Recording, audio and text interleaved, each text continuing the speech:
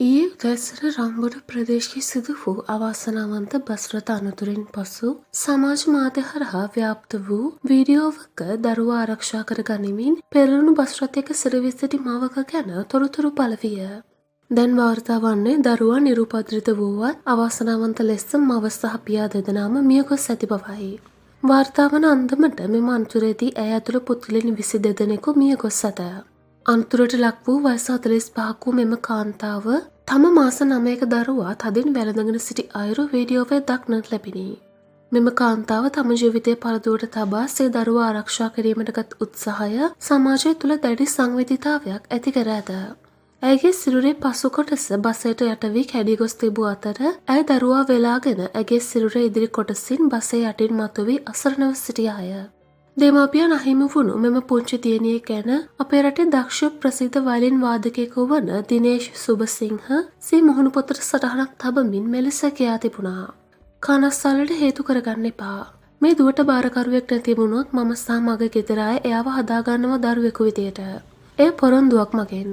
නුවරඑළියේම රෝහලේ හෙද සේවයක් කරන මහේෂිකා නෝනා හෙට දින මාව දැනුවත් කරන්නම් කීවා. ඇය කී පරිදි දරුවන් 3 දෙනෙක් ඉන්නවා.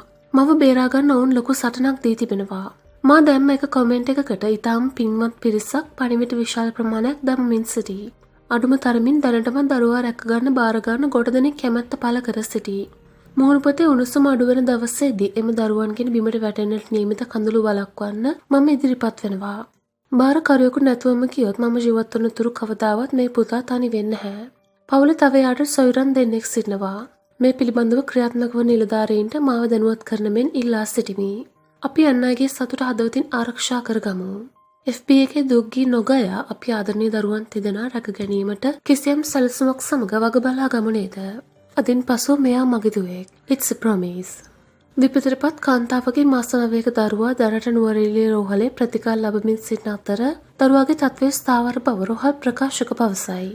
දරුවාට සැලකිය යුතු තුවාල සිදු වී නොමැති බවත් වෛද්‍ය නිරීක්ෂණ යටතේ දරුවා තබා ඇති බවත් වාර්තා වේ. දරුවාගේ තත්ත්වය ස්ථාවරයි. අපි දරුවාට අවශ්‍ය සියලුම වෛද්‍ය ප්‍රතිකාර ලබා දෙමින් සිටිනවා. ඔහුගේ දෙමාපියන් සහ පවුලේ සමාජිකයන්ට අපගේ සානුකම්පිත බව පළ කරනවා. යයි නුවරඑළිය රෝහලේ වෛද්‍ය අධිකාරී පැවසීය. මේ පිළිබඳව ඔබගේ අදහස් පහතින් කමෙන්ට් කරන්න යන්නත් අමතක කරන්න එපා.